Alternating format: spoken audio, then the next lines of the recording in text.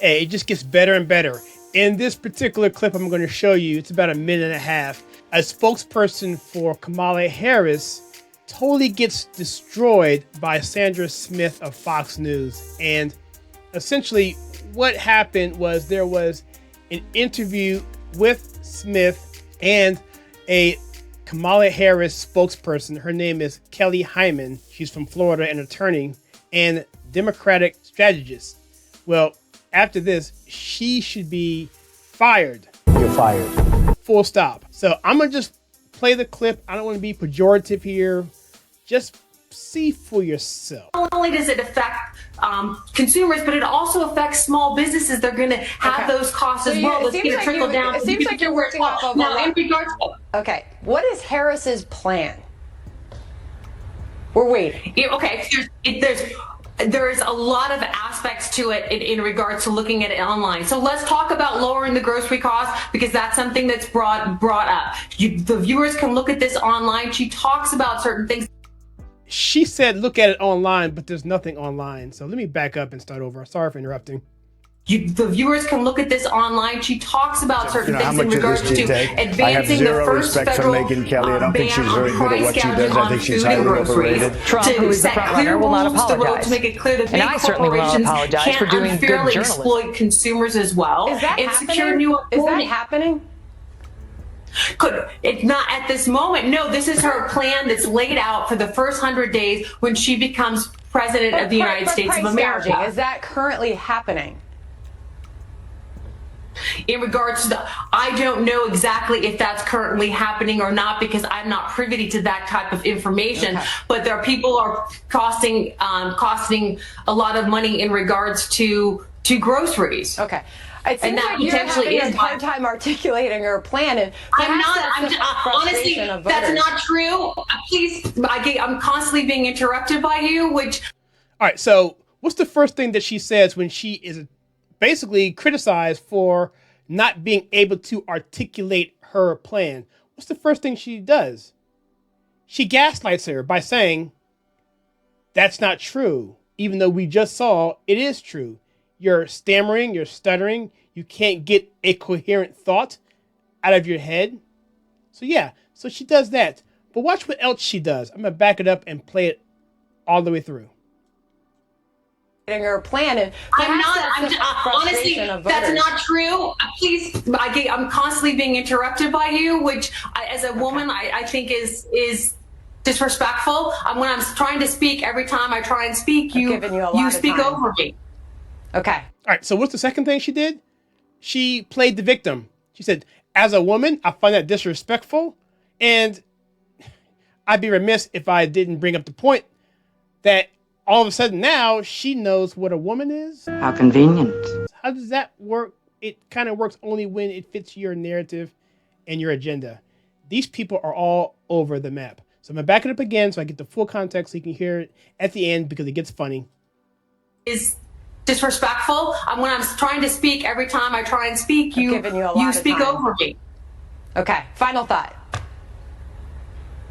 Thank you so much for having me. Okay. I was giving you time there.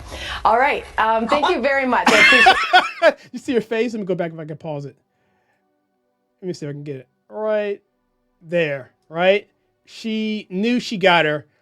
Yeah, that is a great clip. And so, guys, listen. So now that's all funny here and there, and I was going to stop this clip at that point there, but I just wanted to dig a little bit into what is price gouging, and let's just talk about that. So we talked about on our Locals channel, there's an article out there about Kamala Harris and her father, particularly her father, being a devout Marxist, and it goes through all that history.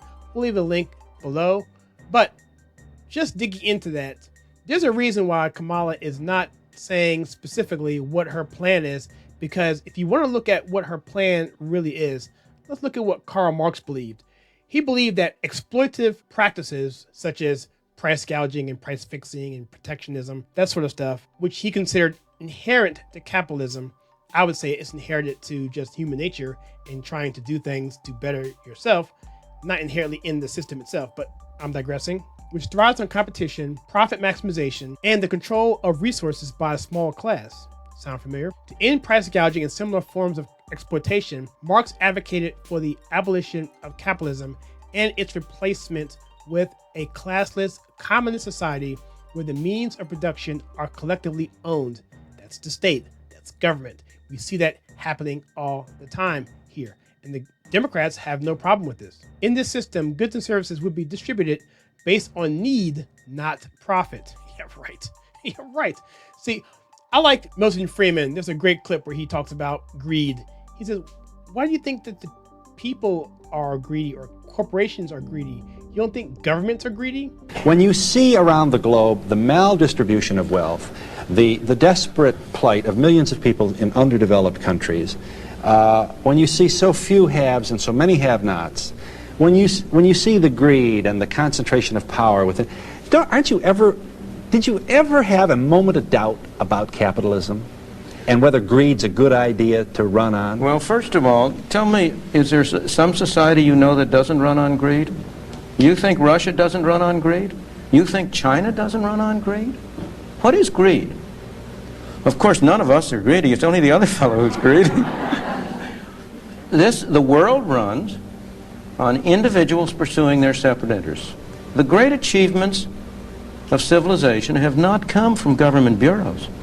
Einstein didn't construct his theory under order from a bureaucrat. Henry Ford didn't revolutionize the automobile industry that way. In the only cases in which the masses have escaped from the kind of grinding poverty you're talking about, the only cases in recorded history are where they have had capitalism and largely free trade. Anyway, again, I'm digressing. Not profit, eliminating the conditions that lead to price gouging. Instead of relying on market forces, prices and resources in a Marxist society would be determined by a planned economy. Planned economy. Sounds similar to what she was talking about. Kamala, that is. And I do. Are you giving an economic speech this week, Madam Yes. President? Can you tell us anything about what that's going to be about? Any preview? So I'm going to be giving a speech this week that is really to outline my vision for the economy. As you've heard me talk about, I believe in what we can create in terms of opportunity for the American people. I've named it an opportunity economy, which really, in short form, is about what we can do more to invest in the aspirations, the ambitions, and the dreams of the American people while addressing the challenges that they face, whether it be the high price of groceries or the difficulty in being able to acquire home ownership, because for a number of reasons, including we don't have enough housing supply. Will the care economy be part of this? I will touch on it for sure. Yeah. Where production and distribution are essentially coordinated to meet the needs of the entire population, preventing shortages and hoarding during crises. And if that's not enough, you can take a look at for yourself the Das Kapital, which is a critique of political economy by Karl Marx. I went through this a little bit. It's pretty intense. But if you come down to chapter 10, where he talks about the working day, and it just spews with just anti-capitalist sentiment, and it's just in the weeds here. But at the end of the day, Karl Marx envied people who were making profit for the benefit of society. Now, again, both sides, in my position is this, have their flaws because humans are running them. But capitalism in and of itself, the Adam Smith model, where both sides benefit from an exchange of goods and services for resources, whether it be money or whether it be, like I said, anything that they need to survive or to move forward.